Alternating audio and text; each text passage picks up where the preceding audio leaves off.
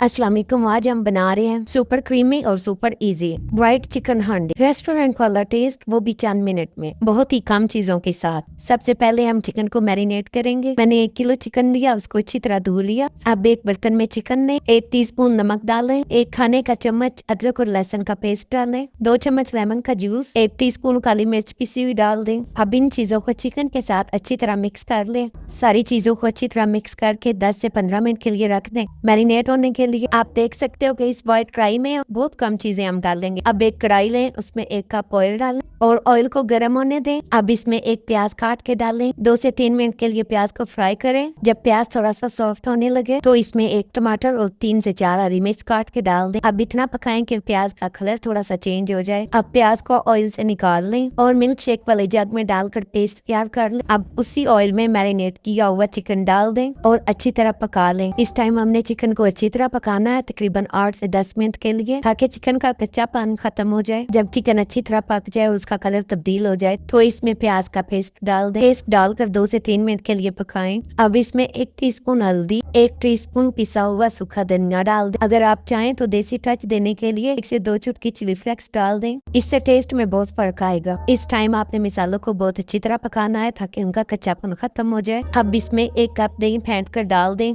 और मिक्स कर लें। अब आपने इतना पकाना है कि दही का पानी अच्छी तरह खुश्क हो जाए। अब आप देख सकते हैं कि दही का पानी बिल्कुल खुश्क हो गया और मसाले ने ऑयल छोड़ दिया। अब इसमें 1 पैकेट क्रीम डाल दें और मिक्स कर लें। क्रीम आप कोई सी भी ले सकते हैं। अगर आपके पास पैकेट वाली क्रीम नहीं है तो आप दूध से उतार कर भी 1 कप मलाई इस्तेमाल कर सकते हैं। क्रीम डालने के बाद आपने आंच बिल्कुल हल्की कर देनी है। 2 से 3 मिनट के लिए हल्की आंच पर पकाना है। अब इसमें 1 टीस्पून काली मिर्च पिसी हुई डाल दें। अब इसमें थोड़ा सा गरम मसाला ऐड करें पिसा हुआ। आपसे एक रिक्वेस्ट है कि अगर आपको मेरी वीडियो पसंद आ रही है तो लाइक करें, शेयर करें, कमेंट में बताएं आपको मेरी रेसिपी कैसी लगी और मेरे चैनल टेस्टी बाय अस्मा को सब्सक्राइब करना ना भूलें। लीजिए, बहुत जल्दी और बहुत कम चीजों से बनने वाली व्हाइट हांडी तैयार है। अब अलग बर्तन में निकालें और ऊपर से हरी मिर्च धनिया के साथ गार्निश करें।